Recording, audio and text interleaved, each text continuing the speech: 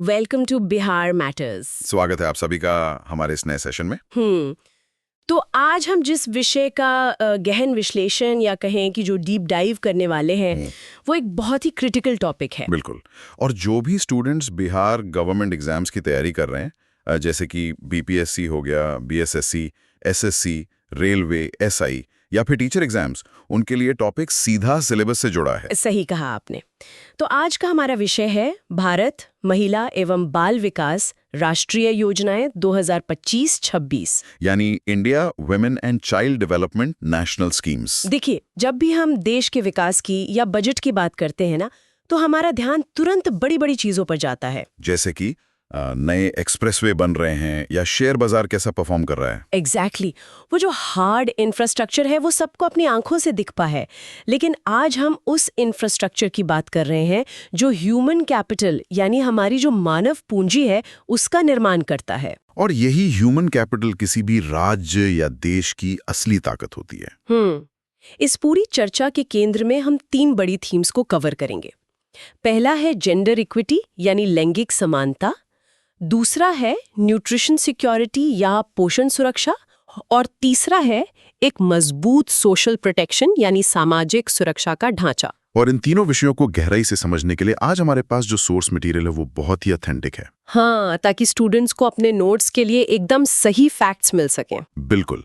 हम आज जो केंद्रीय बजट है 2024-25 का, उसके लेटेस्ट आंकड़े, पीआईबी की जो आधिकारिक रिपोर्ट्स आती हैं वो, और सीधे महिला एवं बाल विकास मंत्रालय के डेटाबेस का इस्तेमाल कर रहे हैं। तो आज हमारा इस डीप डाइव का मिशन बहुत ही साफ है। वो मिशन ये है कि सरकारी योजनाओं का जो एक ये बहुत बड़ा और अक्सर उलझा देने वाला जो जाल होता है उसे सुलझाया जाए। क्योंकि हम अक्सर अखबारों में या करंट अफेयर्स की मैगजीन्स में इन योजनाओं के नाम पढ़ते हैं और फिर भूल जाते हैं। हाँ, रटने की कोशिश करते हैं और भूल जाते हैं।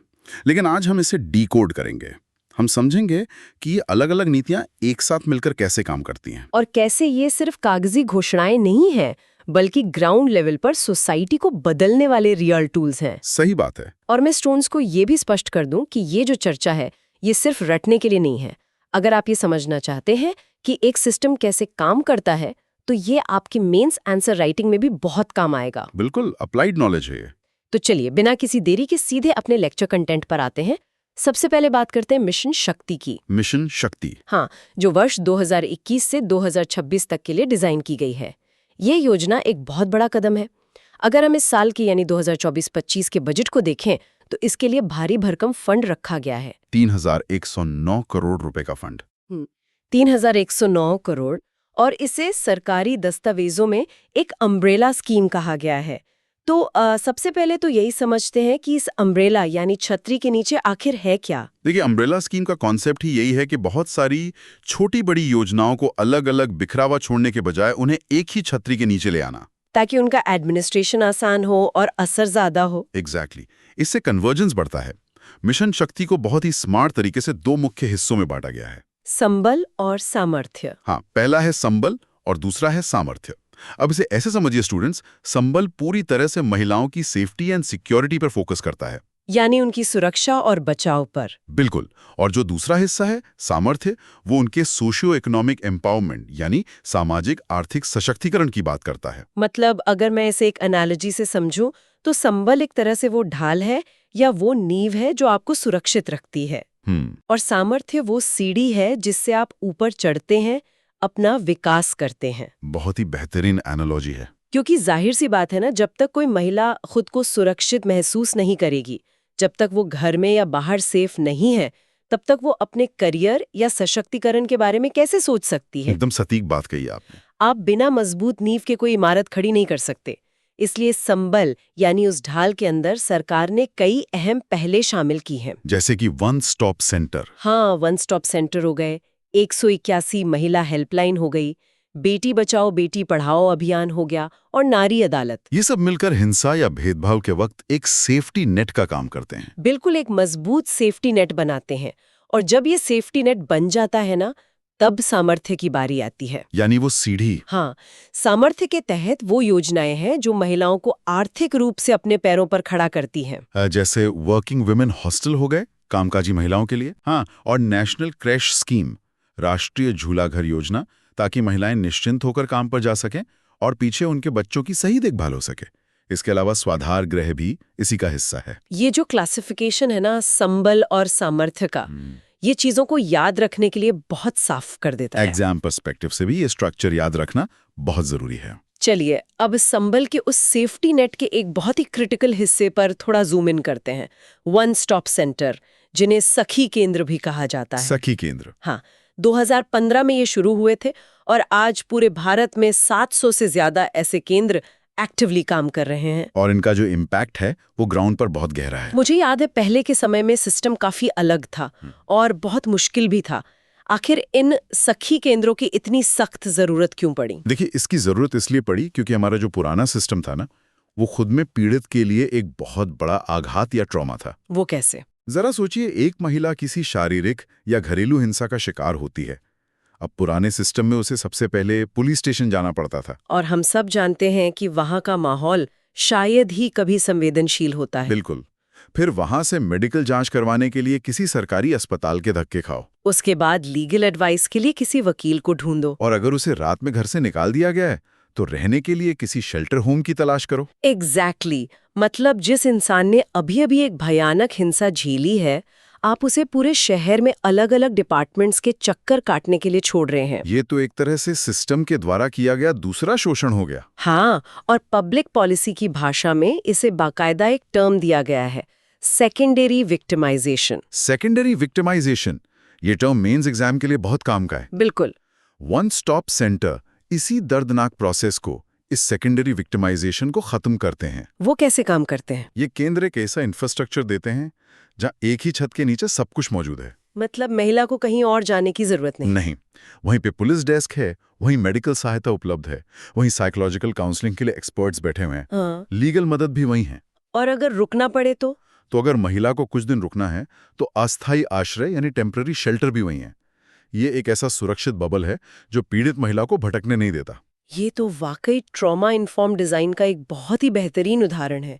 मतलब पॉलिसियां बनाते वक्त पीड़ित की मानसिक स्थिति का पूरा ध्यान रखा गया है। यही गुड गवर्नेंस की निशानी होती है। अच्छा, अब सामर्थ्य के तहत एक और बहुत बड़ी योजना का जिक्र आया था, उज्ज्वला योजना। हाँ, उज्ज्वला। अब देखिए, जैसे ही हम उज्ज्वला बोलते हैं तो हमारे और स्टूडेंट्स के दिमाग में सबसे पहले वो गैस सिलेंडर वाली योजना आती है, प्रधानमंत्री उज्ज्वला योजना। हाँ, वही। लेकिन ये वाली उज्ज्वला उससे बिल्कुल अलग है ना? हाँ, ये नाम कई बार थोड़ा कंफ्यूजन पैदा कर देता है स्टूडेंट्स में। लेकिन विमेन एंड चाइल्ड डेवलपमेंट वाली जिस उज्ज्वला योजना की हम बात कर रहे हैं, वो गैस कनेक्शन वाली योजना से बहुत पहले यानी 2007 से काम कर रही है। तो इसका मुख्य उद्देश्य क्या है? इसका मेन ऑब्जेक्टिव है महिलाओं और बच्चों की कमर्शियल सेक्सुअल एक्सप्लॉयटेशन यानी व्यावसायिक यौन शोषण के लिए होने वाली जो तस्करी है, ट्रैफिकिंग, उसे रोकना। ह्यूमन ट्रैफिकिंग, ये तो बहुत ही गंभीर और संगठित क्रिमिनल एक्टिविटी है। बिल्कुल, ये एक बहुत बड़ा नेक्सस है। इसीलिए इस योजना को सिर्फ बचाव तक सीमित नहीं रखा गया है, बल्कि इसे 5 बहुत ही मजबूत पिलर्स या कहें कि 5 स्तंभों पर खड़ा किया गया है। 5 पिलर्स, वो कौन-कौन से हैं और ग्राउंड पर कैसे काम करते हैं? पहला पिलर है प्रिवेंशन यानी रोकथाम। मतलब क्राइम होने से पहले ही उसे रोकना। एग्जैक्टली। उन इलाकों की या वल्नरेबल ग्रुप्स की पहचान करना जहां से लड़कियों की तस्करी ज्यादा होती है और वहां कम्युनिटी में अवेयरनेस फैलाकर ऐसी परिस्थितियां ही ना बनने देना। और दूसरा पिलर? दूसरा है रेस्क्यू या बचाव। मतलब जो इस दलदल में फंस चुके हैं उन्हें बाहर निकालना। हाँ, पुलिस और एनजीओ के जॉइंट ऑपरेशंस की मदद से उन्हें सुरक्षित बाहर निकालना। फिर तीसरा पिलर आता है रिहैबिलिटेशन यानी पुनर्वास। और मेरे ख्याल से ये पुनर्वास सबसे मुश्किल काम होता होगा। हाँ, बिल्कुल सही सोच रही हैं। क्योंकि किसी को वहां से शारीरिक तौर पे निकाल लेना एक बात है, लेकिन उनके दिमाग पर जो गहरा ट्रॉमा हुआ है उसे ठीक करना एक बिल्कुल ही अलग और बड़ी चुनौती है। सही कहा। इसीलिए रिहैबिलिटेशन में उन्हें सिर्फ रखा नहीं जाता, बल्कि सुरक्षित माहौल, मनोवैज्ञानिक काउंसलिंग और बेसिक सुविधाएं दी जाती हैं ताकि वे उस गहरे ट्रॉमा से बाहर आ सकें। ये बहुत जरूरी है। और बाकी के 2 पिलर्स कौन से हैं? आज में फिर से जोड़ना। और 5वां है रिपैट्रिएशन यानी स्वदेश या घर वापसी। 1 मिनट, ये रीइंटीग्रेशन और रिपैट्रिएशन ये दोनों सुनने में लगभग एक जैसे नहीं लगते। इनमें क्या टेक्निकल फर्क है? एग्जाम के नजरिए से ये फर्क समझना बहुत जरूरी है। देखिए, बहुत बड़ा फर्क है। रिपैट्रिएशन का मतलब है कि अगर कोई लड़की नेपाल या बांग्लादेश से या देश के ही किसी दूसरे राज्य से ट्रैफिक होकर आई है, तो कानूनी प्रक्रिया पूरी करके उसे सुरक्षित उसके घर या उसके मूल स्थान तक पहुंचाना। अच्छा, मतलब उसे उसके ओरिजिन पॉइंट तक वापस भेजना रिपैट्रिएशन है। हाँ, लेकिन आप खुद सोचिए, सिर्फ घर छोड़ाना काफी है क्या? नहीं, बिल्कुल नहीं। कई बार तो परिवार वाले ही एक्सेप्ट नहीं करते। एग्जैक्टली। इसीलिए रीइंटीग्रेशन का कॉन्सेप्ट आता है। रीइंटीग्रेशन का मतलब है कि समाज और उसका परिवार उसे वापस अपनाए, उसे कोई स्किल ट्रेनिंग दी जाए ताकि वो कोई रोजगार कर सके, सम्मान की जिंदगी जी सके। फिर से उसी दलदल में जाने का खतरा रहता है। बिल्कुल सही। तो रिपैट्रिएशन फिजिकल वापसी है और रीइंटीग्रेशन उसकी सोशल वापसी है। बहुत ही बारीक और जरूरी अंतर है ये। स्टूडेंट्स इसे जरूर नोट करें। हाँ, ये डिफरेंस क्लियर होना चाहिए। अब देखिए सर, अगर हम सुरक्षा और एम्पावरमेंट की बात कर ही रहे हैं, तो ये सब शुरू कहाँ से होता है? जाहिर है, एक बच्ची के जन्म से। बिल्कुल। तो चलिए अब बात करते हैं बेटी बचाओ बेटी पढ़ाओ अभियान की, जिसे शॉर्ट में BBBP कहा जाता है। हाँ, ये एक फ्लैगशिप प्रोग्राम है। मुझे इस योजना की जो ग्रोथ ट्रेजेक्ट्री है वो बहुत दिलचस्प लगती है।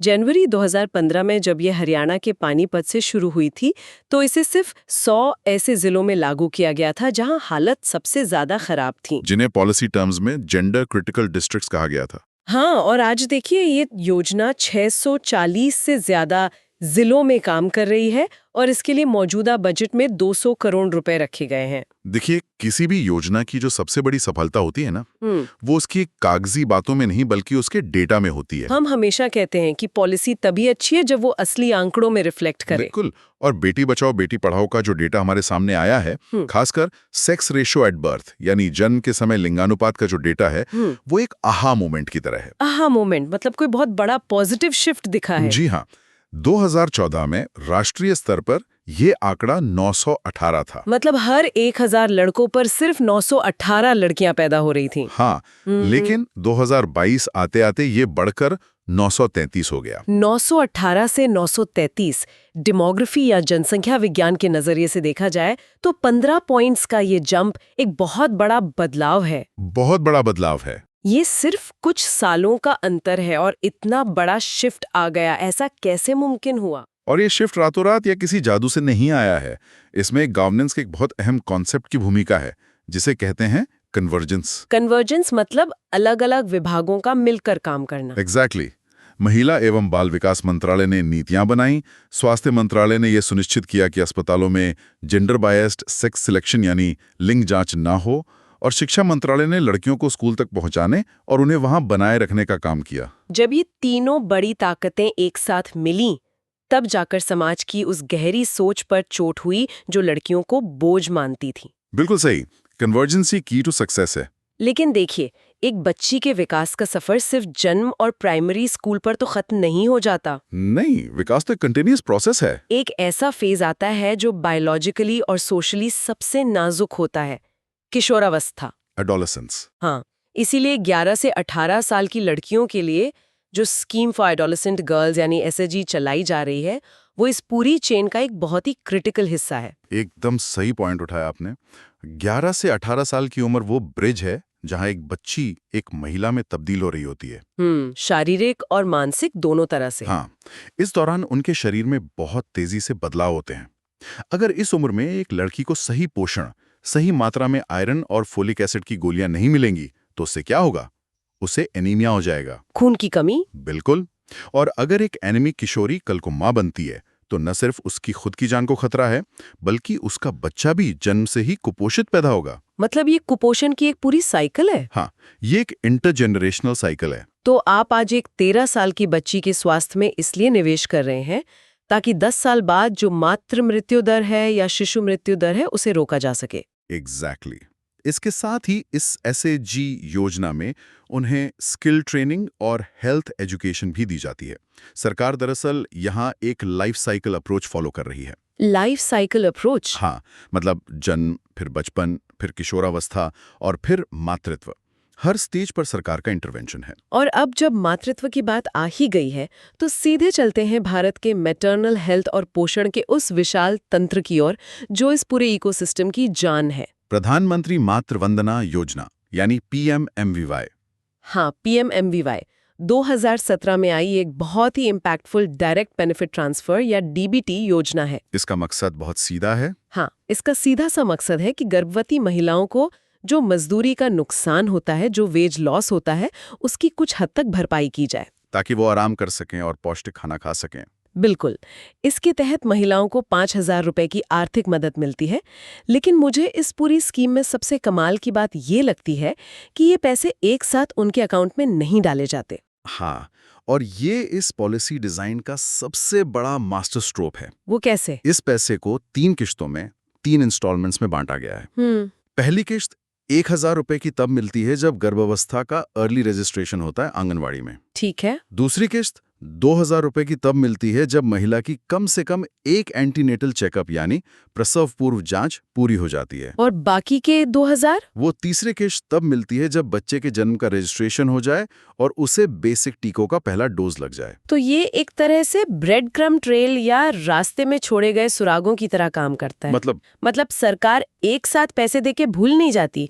वो हर एक सही मेडिकल कदम उठाने पर एक छोटा इनाम देती है ताकि परिवार उस पूरे प्रोसेस से आखिरी तक जुड़ा रहे। बहुत बढ़िया। इसी चीज को बिहेवियरल इकोनॉमिक्स में नज करना कहते हैं। NUDGE, नज थ्योरी। अच्छा, नज थ्योरी। हाँ, अगर आप किसी परिवार के अकाउंट में सीधे 5,000 रुपए डाल देंगे ना, तो बहुत मुमकिन है कि वो पैसा घर के राशन या किसी और खर्च में चला जाए और जिस उद्देश्य से दिया गया था वो पूरा ही ना हो। एग्जैक्टली। लेकिन जब आप नियम बनाते हैं कि अगला पैसा तभी मिलेगा जब आप महिला को जांच के लिए अस्पताल लाएंगे, तो परिवार मजबूरी में ही सही उसे अस्पताल ले जाता है। इससे तो इंस्टीट्यूशनल डिलीवरी यानी अस्पताल में डिलीवरी का रेट भी बढ़ता होगा। बिल्कुल बढ़ता है, और इसी से जच्चा बच्चा दोनों की जान सुरक्षित रहती है। ये इंसानी मनोविज्ञान का बहुत ही शानदार और प्रैक्टिकल इस्तेमाल है पॉलिसी मेकिंग में। और अब तो इसका एक नया और एडवांस्ड वर्जन भी आ गया है, PMMVY 2.0। हाँ, जहाँ तक मैंने पढ़ा है इसमें एक बहुत ही बोल्ड और प्रोग्रेसिव कदम उठाया गया है। आप दूसरी बच्ची वाले प्रावधान की बात कर रही हैं? हाँ, अब अगर किसी परिवार में दूसरी संतान भी लड़की पैदा होती है तो उसके लिए एक मुश्त एक्स्ट्रा आर्थिक लाभ दिया जाएगा। और मजे की बात देखिए, अगर इसे जननी सुरक्षा योजना या GSY के साथ जोड़ दिया जाए तो ये कुल मदद 6,000 रुपए तक पहुंच जाती है। ये बहुत बड़ा सपोर्ट है। इस साल के बजट में इसके लिए 2700 करोड़ रुपए रखे गए हैं। अब देखिए, इसे सोसाइटी से जोड़कर देखते हैं।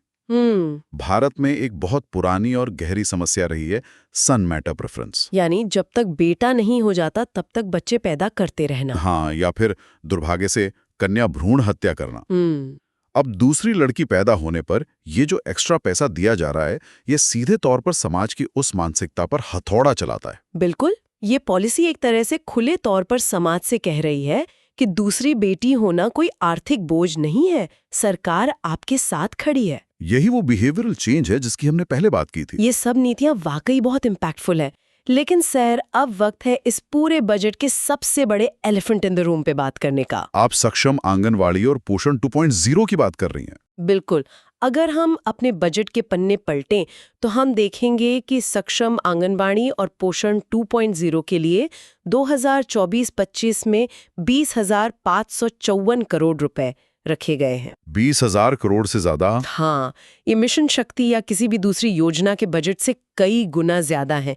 इतना ह्यूज एलोकेशन क्यों? इतना बड़ा बजट इसलिए है क्योंकि कुपोषण न्यूट्रिशन डेफिशिएंसी कोई ऐसी बीमारी नहीं है जो बुखार की तरह अचानक से दिख जाए। ये तो साइलेंट किलर है। ये एक दीमक की तरह है जो देश के भविष्य को, हमारे ह्यूमन कैपिटल को अंदर ही अंदर खोखला कर देती है। और फिर उसका असर हमारी GDP और प्रोडक्टिविटी पर पड़ता है। एग्जैक्टली। 2021 में सरकार ने एक स्मार्ट मूव चलाया। उन्होंने पुरानी आंगनवाड़ी सेवाओं, पोषण अभियान और जो किशोरियों वाली योजना थी SAG, उन सबको मिलाकर पोषण 2.0 बना दिया। फिर से कन्वर्जेंस। हाँ, और इसका टारगेट ग्रुप बहुत बड़ा है। 0 से 6 साल के बच्चे, गर्भवती महिलाएं, स्तनपान कराने वाली माताएं और किशोरियां। और इसके जो लक्ष्य हैं वो भी बहुत ही मेडिकल और साइंटिफिक रखे गए हैं, जैसे कि स्टंटिंग और वेस्टिंग को कम करना। स्टूडेंट्स के लिए थोड़ा क्लियर कर दूं, स्टंटिंग मतलब उम्र के हिसाब से बच्चे की लंबाई न बढ़ना, जिसे आम भाषा में बौनापन कहते हैं। हाँ, और वेस्टिंग का मतलब है लंबाई के हिसाब से वजन का कम होना, यानी सूखा रोग। इसके अलावा महिलाओं में एनीमिया या खून की कमी को खत्म करना भी इसका बड़ा लक्ष्य है।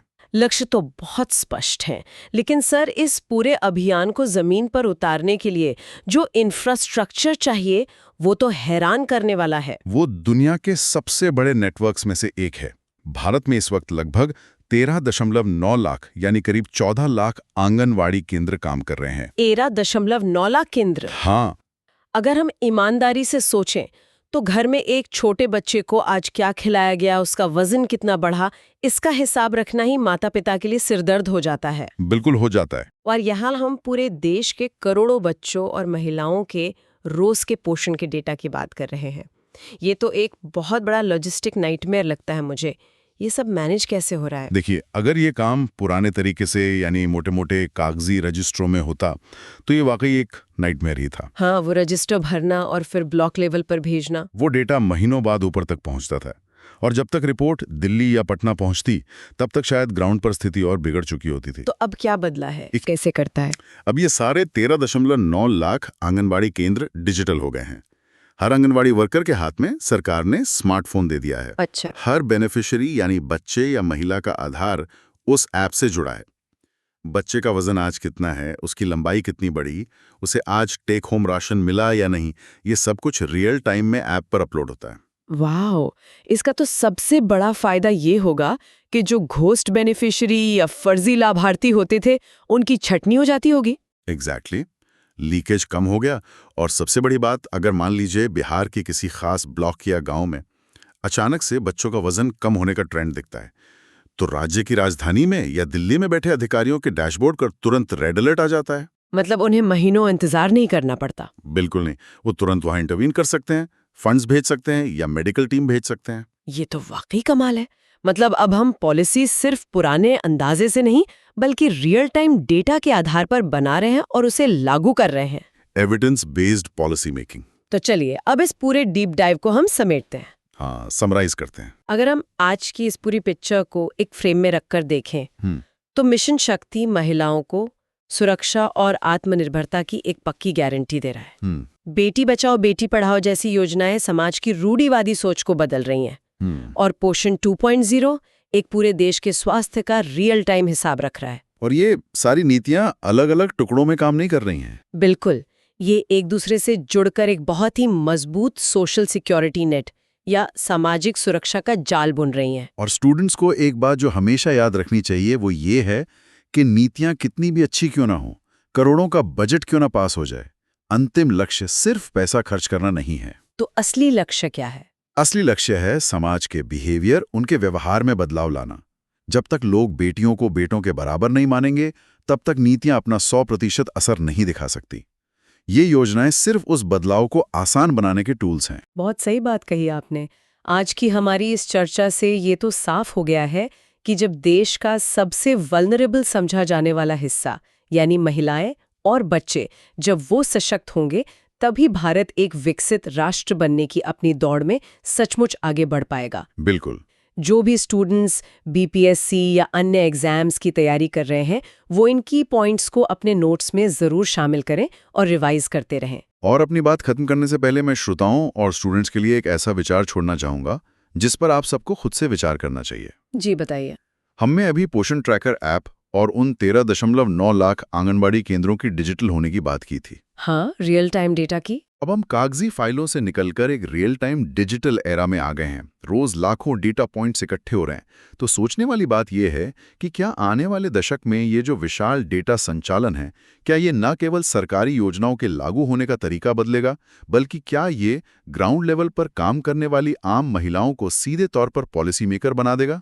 मतलब डेटा के जरिए शक्ति का ट्रांसफर। हाँ, जब गांव की महिलाओं के हाथ में उनके खुद के इलाके का सटीक डेटा होगा तो क्या वो सिर्फ लाभार्थी बनकर रहेंगी या फिर वो खुद सिस्टम से सवाल करेंगी और अपने पंचायत या गांव के विकास का एजेंडा खुद तय करेंगी? ये वाकई सोचने पर मजबूर करने वाला एक बहुत ही पावरफुल आइडिया है। मतलब डेटा ही जमीनी स्तर का नया पावर है। बिल्कुल। जब उन महिलाओं के पास डेटा की ताकत होगी तो वे खुद बता सकेंगी कि उनके इलाके को किस योजना की सबसे ज्यादा जरूरत है। ये सिर्फ पॉलिसी में सुधार नहीं है, ये तो एक बहुत बड़ा पावर शिफ्ट है। और यही असली एम्पावरमेंट है। इस नई और दिलचस्प नजरिए के लिए आपका बहुत बहुत धन्यवाद सर। धन्यवाद। हमें उम्मीद है कि आज की हमारी ये बातचीत आप सभी एस्पिरेंट्स के लिए बहुत काम की रही होगी। इस सीरीज को हम अगले सेशन में कंटिन्यू करेंगे और ऐसे ही महत्वपूर्ण टॉपिक्स पर चर्चा करेंगे। आज की इस चर्चा को हम यहीं विराम देते हैं। जुड़ने के लिए धन्यवाद और this was Bihar matters signing off.